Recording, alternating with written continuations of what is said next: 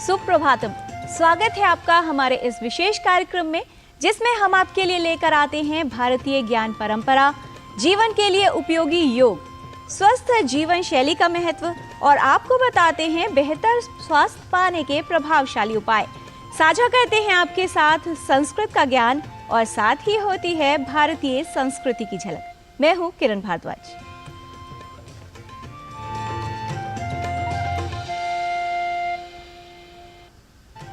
हर नई सुबह नया दिन अपने साथ नई ऊर्जा, नई आशा और नया अवसर लेकर आता है अपने सपनों को साकार करने की, अपने लक्ष्य तक पहुंचने की। तो आइए देखते हैं पंचांग के अनुसार क्या है आज की तिथि, वार और नक्षत्र।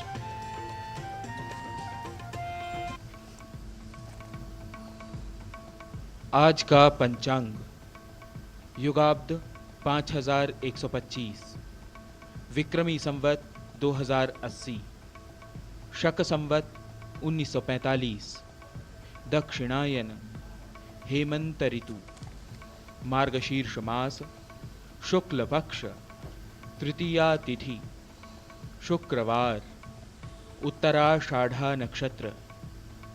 आज का दिन सभी के लिए मंगलमय हो।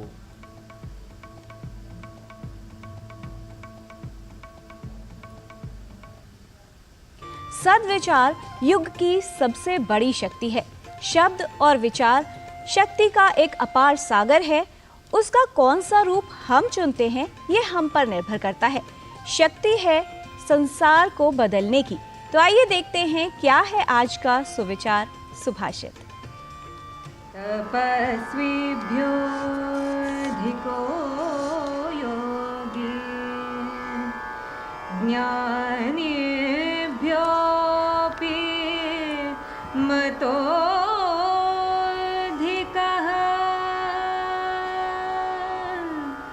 कर्मीभ्यश्चाधिको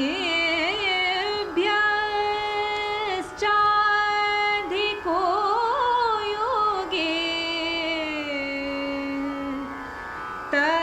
तस्माद् योगी भवार्जुन।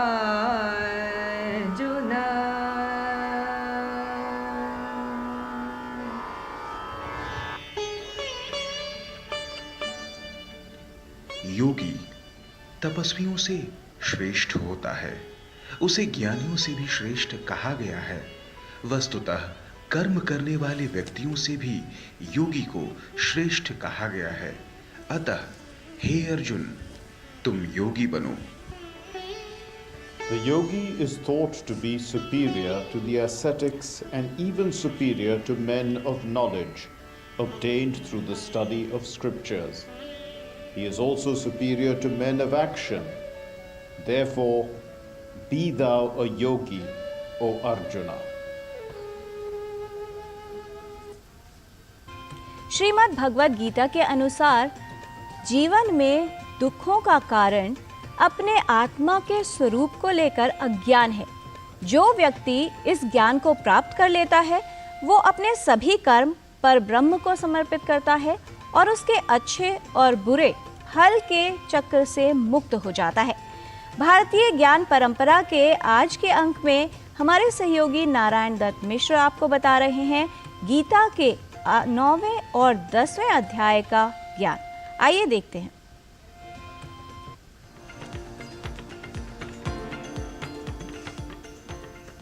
पार्थाय प्रतिबोधितां भगवता नारायणेन स्वयं व्यासेन ग्रथितां पुराण मुनिना मध्ये महाभारतम् अद्वैतामृतवर्षिणीं भगवतीमष्टादशाध्यायिनीं अम्ब त्वामनुसंदधामि भगवद्गीते भवद्वेषिणीम्। आज जब मनुष्य भोग विलासों में, भौतिक सुखों और काम वासनाओं में स्वयं को जकड़े हुए है और एक दूसरे का अनिष्ट करने में लगा हुआ है, तब भगवद गीता के अनुपम ज्ञान की उपलब्धि उसे समस्त अंधकारों से मुक्त कर दे सकती है। क्योंकि जब तक मानव इंद्रियों की दासता में है, भौतिक आकर्षणों से घिरा हुआ है, तब तक उसे शांति व मुक्ति का मार्ग प्राप्त नहीं हो सकता। इसलिए भारतीय ज्ञान परंपरा के अपने प्रभाग में हम फिर से लेकर आए हैं श्रीमद् भगवद गीता की इन्हीं विशेषताओं को समक्ष रखती अपनी संक्षिप्त प्रस्तुति को। और इस प्रस्तुति में आज क्रम है 9वें और 10वें अध्यायों की विशेषताओं को उपस्थापित करने का। और जैसा कि हम आपको बताते ही चले आ रहे हैं कि श्रीमद् भगवद गीता में कुल 700 श्लोक हैं और प्रसंगतः अब यह बताना भी प्रासंगिक है कि गीता के 9वें अध्याय में कुल श्लोकों की संख्या है 34 और इस अध्याय का प्रतिपादन की दृष्टि से दूसरा नाम है राजविद्या या राजगुह्य योग। इसी तरह से गीता के 10वें अध्याय में कुल श्लोकों की संख्या है 42 और इस अध्याय के प्रतिपादन की दृष्टि से या सारक तत्व को समक्ष रखने वाली दृष्टि से इसका दूसरा नाम है विभूति योग। और अब हम परंपरा अनुसार अपने प्रतिपाद्य 2 अध्यायों के प्रथम अध्याय अर्थात 9वें अध्याय के पहले श्लोक को उच्चारण की दृष्टि से उपस्थापित करते चलें।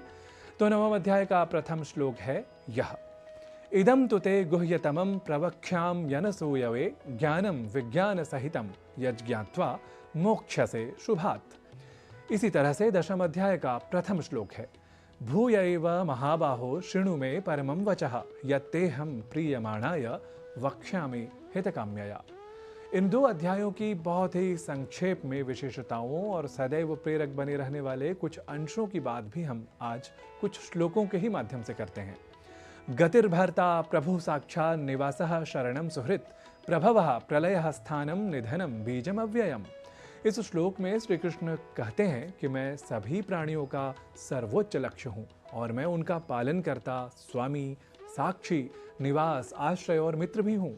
मैं सृष्टि की उत्पत्ति, अंत और विश्राम स्थान हूँ और मैं ही भंडार और शाश्वत बीज हूँ। अर्थात इस श्लोक के माध्यम से भगवान कृष्ण ने अपनी या कहें कि परमात्मा शक्ति का यहाँ निदर्शन भर प्रस्तुत किया है।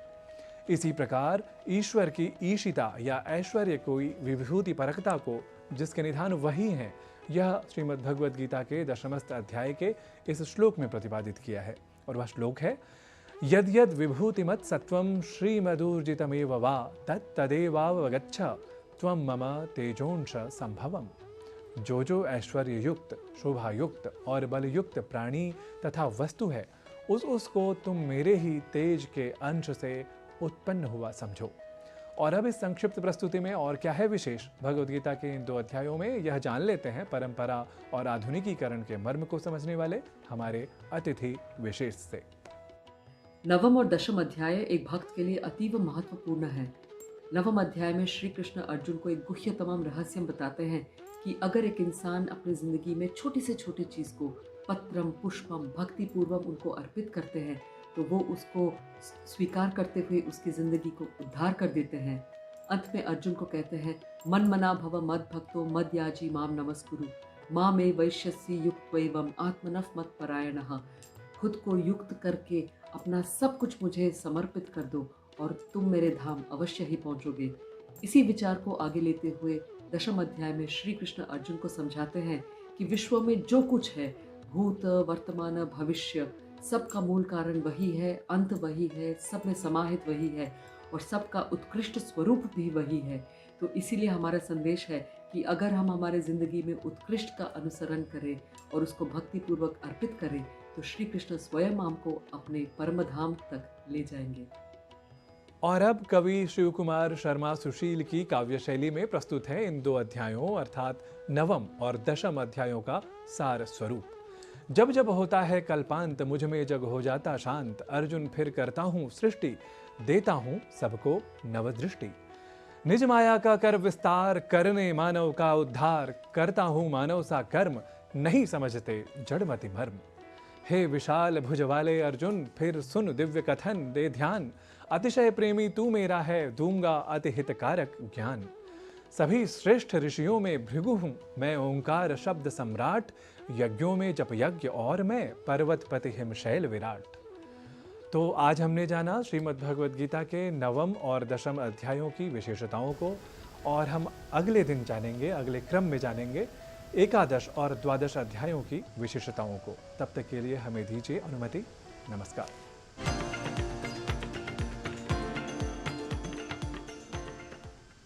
गीता का ज्ञान, जीवन का ज्ञान ये बताता है कि समय पल पल चलता रहता है, उम्र बढ़ती रहती है।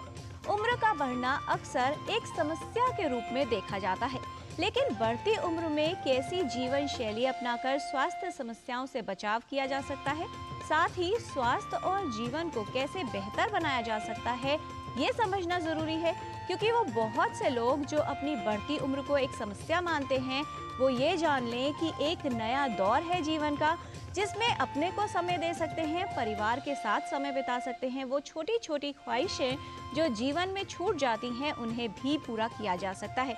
बहुत से ऐसे लोग हैं जो उम्र बढ़ने के साथ अपनी जो एक्सपीरियंसेस हैं, जीवन के जो तजुर्बे हैं, वो दूसरों के साथ बांटते हैं, बच्चों को संस्कार देते हैं। वहीं कुछ ऐसी चीज़ें जो जीवन में नहीं कर पाए, उन्हें सीखने की कोशिश करते हैं, चाहे फिर संगीत सीखना हो, कुछ नई कला सीखना, या फिर समाज के लिए अपना योगदान देना। इसके लिए आवश्यक है कि उनका स्वास्थ्य बेहतर बने। कैसे किया जा सकता है ये सब, आइए देखते हैं इस रिपोर्ट में।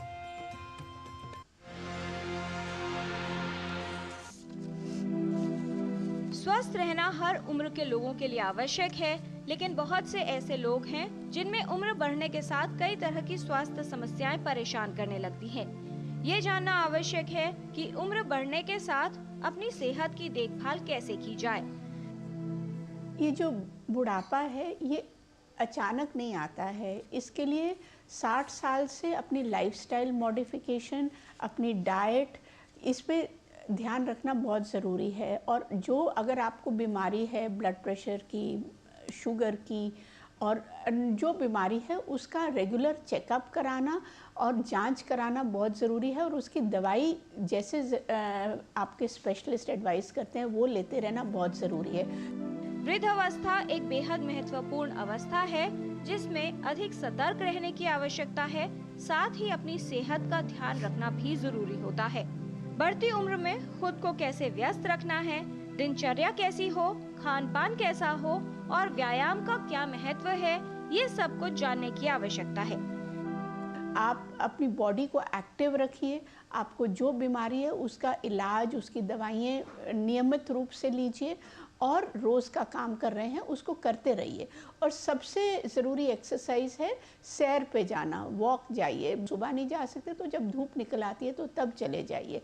और अपनी डाइट का ख्याल रखिए। डाइट में प्रोटीन्स होना, अगर आप अंडा लेते हैं तो अंडा रोज़ लीजिए। अनलेस आपको कोलेस्ट्रॉल की प्रॉब्लम है तो फिर आपको एडवाइस किया गया, नहीं तो दूध पीजिए। कैल्शियम सप्लीमेंटेशन लेना और अपनी जो दवाइयाँ शुगर, ब्लड प्रेशर, हृदय की हैं वो आप नियमित रूप से लीजिए। वॉक करिए, योगा अगर कर सकते हैं तो जितना आप कर सकते हैं उतना करिए। मेडिटेशन, रिलैक्सेशन करिए। जरूरी है कि आप बढ़ती उम्र के लिए पहले से तैयारी करें, अच्छी आदतों को अपनाएं, स्वस्थ खाएं, व्यायाम अवश्य करें और स्वस्थ जीवन शैली अपनाएं, जिससे बढ़ती उम्र में समस्याओं का खतरा कम हो और आप वृद्धावस्था में भी स्वस्थ रह सकें। किरण भारद्वाज, डीडी न्यूज।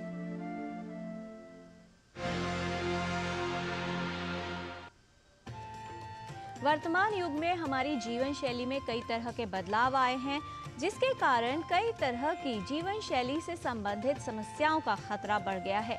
उन्हीं में एक नाम है मधुमेह।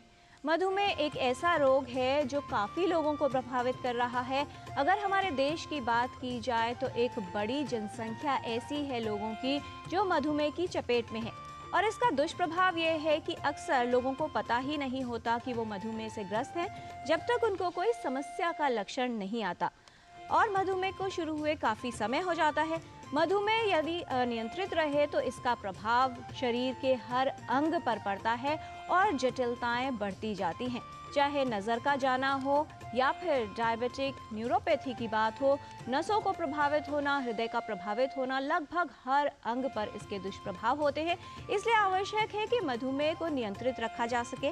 योग के माध्यम से कैसे अपने शर्करा के स्तर को नियंत्रित रखा जा सकता है और किया जा सकता है मधुमेह रोग का बेहतर प्रबंधन, आइए जानते हैं।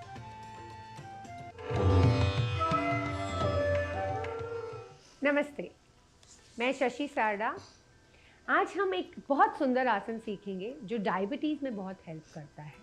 इस आसन से हम एक्चुअली पैंक्रियाज को मसाज करते हैं। जब हम पैंक्रियाज ऑर्गन पे वर्क करते हैं तो उसका ब्लड सर्कुलेशन बेटर होता है।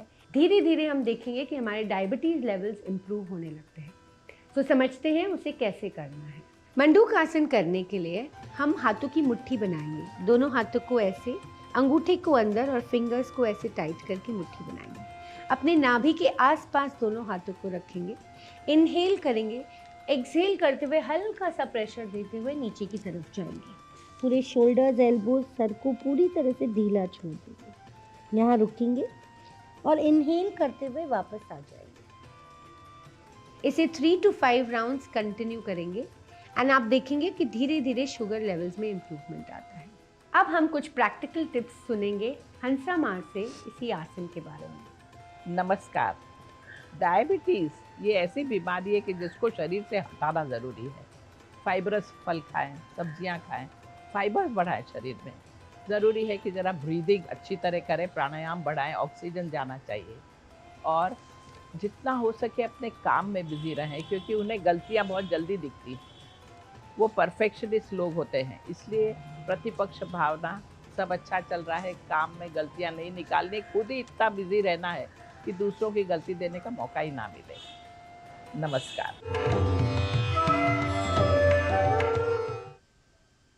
आप भी अगर रोगों से बचाव करना चाहते हैं, निरोगी जीवन चाहते हैं और बेहतर स्वास्थ्य पाना चाहते हैं तो करते रहिए योग और देखते रहिए हमारा कार्यक्रम। यहाँ पर रुकेंगे एक छोटे से विराम के लिए। आप कहीं मत जाइएगा, देखते रहिए डीडी न्यूज़।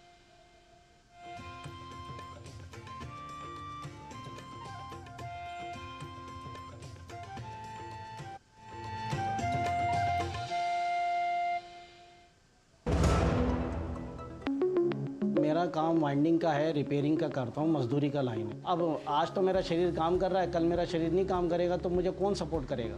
पेंशन नहीं है तो जीवन नहीं है। फिर ये ऐसा है जैसे शरीर के अंदर खून का होना, अगर खून नहीं है तो शरीर बेकार है। एनपीएस में जो मेरी आमदनी है उसमें मैं थोड़ा थोड़ा जमा कर लेता हूँ और मुझे पूरा यकीन भी है कि मेरा बुढ़ापा सही कटेगा पेंशन के थ्रू। अपने बेहतर कल को सुनिश्चित करने के लिए एनपीएस जरूरी है।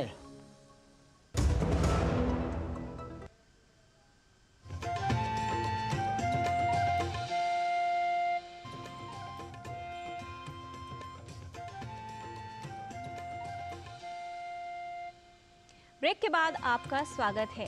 भाषा हमारे संचार का एक माध्यम होती है, लेकिन अगर बात करें संस्कृत भाषा की तो ये हमारी संस्कृति की पहचान है, जीवन का ज्ञान है। इसे सीखना और सिखाना दोनों ही आवश्यक है। तो आइए चलते हैं संस्कृत पाठशाला में और सीखते हैं क्या सिखा रहे हैं आज हमारे सहयोगी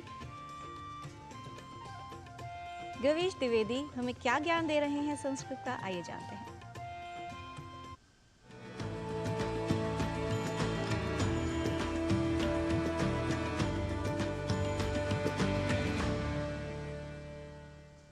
नमो नमः, नमस्कारः, वंदनम, अभिनंदनम। संस्कृत पाठशालायां पुनरेकवारं स्वागतम। विगत अंक में हमने नपुंसक लिंग में वह घर है तत् गृहम कुछ इस प्रकार के वाक्य बनाए थे। आज हम नपुंसक लिंग में समीपवर्ती व्यक्ति या वस्तु के लिए यह शब्द का प्रयोग करके वाक्य बनाएंगे। देखिए, बिल्कुल राइम की तरह है। एक का यदि पता चल गया तो दूसरा अपने आप ज्ञात हो जाता है। पुल्लिंग में हमने सीखा था सह एषः, स्त्रीलिंग में सीखा था सा एषा। तो अब नपुंसक लिंग में दूर के लिए तत् और समीप के लिए एतत् पद का प्रयोग करना है। तो अब यदि हमें वाक्य बनाना है कि यह यंत्र है, जो मेरे हाथ में टैब है इसको हम यंत्रम कह लेते हैं, यह यंत्र है, तो इसके लिए हम वाक्य बनाएंगे एतत् यंत्रम। क्योंकि ये मेरे पास है, यहाँ मैं एतत् शब्द का प्रयोग कर सकता हूँ। यह वस्त्र है, कपड़ा है, एतत् वस्त्रम। यहाँ पर यह चित्र है तो मैं कह सकता हूँ एतत् चित्रम। आइए आप सब भी मेरे साथ करिए अभ्यास। यह साबुन है, एतत् फेनकम। यह पुस्तक है, एतत् पुस्तकम। कंकतम, एतत् कंकतम। कंकतम कंघी कोम। पर्णम, एतत् पर्णम। तिलकम, एतत् तिलकम। यह तिलक है। आभरणम, एतत् आभरणम। यह आभूषण है। गृहम, एतत् गृहम, यह घर है। विमानम, एतत् विमानम, यह विमान है, यह एयरक्राफ्ट है, एरोप्लेन है। दूरदर्शनम, एतत् दूरदर्शनम। अब नपुंसक लिंग में वह विमान है और यह यंत्र है। इसका यदि संस्कृत वाक्य हमें बनाना है तो वाक्य बनेगा तत् विमानम एतत् यंत्रम। तत् विमानम एतत् यंत्रम। इसी प्रकार फलम, पुष्पम, तिलकम, आभरणम, चित्रम, जिनके अंत में अम सुनाई दे, अधिकतर वे शब्द नपुंसकलिंग होते हैं। आप भी इन शब्दों से बनाइए कुछ नए वाक्य। आपसे पुनः मिलेंगे संस्कृत पाठशाला में। तब तक के लिए नमो नमः।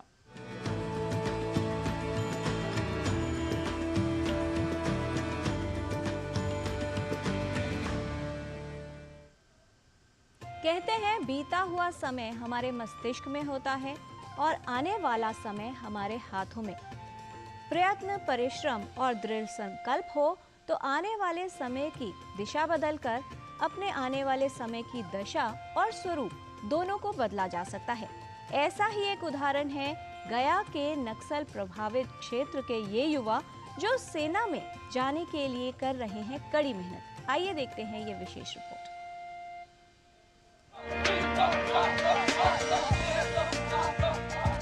गया के नक्सल प्रभावित इलाके इमामगंज में आर्मी के सेवानिवृत्त 3 जवान युवा पीढ़ी को सेना से जोड़ने की ट्रेनिंग दे रहे हैं। इसके लिए प्रतिदिन सुबह और शाम सभी को अभ्यास कराया जा रहा है। इमामगंज प्रखंड का डुमरिया इलाका जो नक्सल प्रभावित क्षेत्र है, यहाँ नक्सलियों द्वारा युवा पीढ़ी को दिग्भ्रमित कर संगठन में शामिल कर लिया जाता है। आर्मी के सेवानिवृत्त 3 जवानों द्वारा दिए जा रहे इस प्रशिक्षण से अब इलाके की तस्वीर बदलने लगी है। अपना डिफेंस लाइन में जाने का जज्बा अपना अलग होता है। सब कोई चाहता है कि अपना देश के लिए कुछ करे, तो कर गुजरने का अपना ही होता है। तो ऐसे हम सब लड़कियां यहाँ पे, जैसा है कि यहाँ क्षेत्र है, उस क्षेत्र के अनुसार हम सब लड़कियां मेहनत कर रहे हैं। मेहनत का फल जैसा मिले। घर से आने में ज़्यादा प्रोग्राम था, ऐसे दूर पड़ता था बस से आने में, तो यहीं पे फिर और से मेरी फ्रेंड लोग रहती थी, तो लोगों के साथ में रह के जा सकती थी। रनिंग कर पा रहे हैं। सेना से जोड़े जाने की ट्रेनिंग दे रहे आर्मी के सेवानिवृत्त जवान मंजीत कुमार ने बताया कि हम तीनों ने यह सोचा कि युवाओं को सेना में जाने के लिए प्रेरित करें। यह प्रशिक्षण उन्हें मुफ्त दिया जाता है। गरीब के बच्चे हैं, कहीं जाते ही नहीं, बस यही में पढ़ते थे और कोई इनका यहाँ सिखाने वाला, तैयारी करवाने वाला था नहीं। तो फिर जब से हम खोले तो धीरे धीरे हमारे पर कॉन्टेक्ट हुए स्टूडेंट लोग, बोले सर कब से ओपनिंग कर रहे हैं, कब से चला रहे हैं। फिर हम लोग 3 लोग इमामगंज क्षेत्र से रिटायर हुए हैं, हम हो गए, एक हमारे मित्र राजीव सर हो गए, एक सुजीत सर है। तीनों मिल करके आपस में प्लान किए कि अब रिटायर हो गए हैं, पेंशन तो हम लोग का मिल रहा है, लेकिन अपने क्षेत्र में कुछ लोगों को, कुछ भाई बहन को कुछ निकालें, जिस तरह से हम लोग तीनों गए। यह नक्सली क्षेत्र जहां सुरक्षा बलों और नक्सलियों द्वारा गोलियों और बमों की आवाज से पूरा इलाका गूंजता था, अब यहाँ के बच्चे सेना से जुड़ने का प्रशिक्षण पाकर नक्सलवाद को खत्म करने के लिए प्रेरित हो रहे हैं। इस प्रयास से आने वाले समय में यह क्षेत्र पूरी तरह से नक्सलवाद मुक्त होने की उम्मीद है। गुड न्यूज जज्बा इंडिया के लिए इमामगंज से सलमान हैदर की रिपोर्ट, डीडी न्यूज। तकदीर भी बदलेगी, भविष्य की तस्वीर भी बदलेगी। हिम्मत ना हार कर बढ़ते रहो आगे, आज नहीं तो कल हाथों की लकीर भी बदलेगी। तो बेहतर ये है कि रुकने की बजाय, बाधाओं से डरने की बजाय अपने जीवन में आगे बढ़ते रहें, हिम्मत करें और चलते रहें। आज के कार्यक्रम में हम भी आपसे इजाज़त चाहेंगे। हमारी पूरी टीम को दीजिए अनुमति। नमस्कार।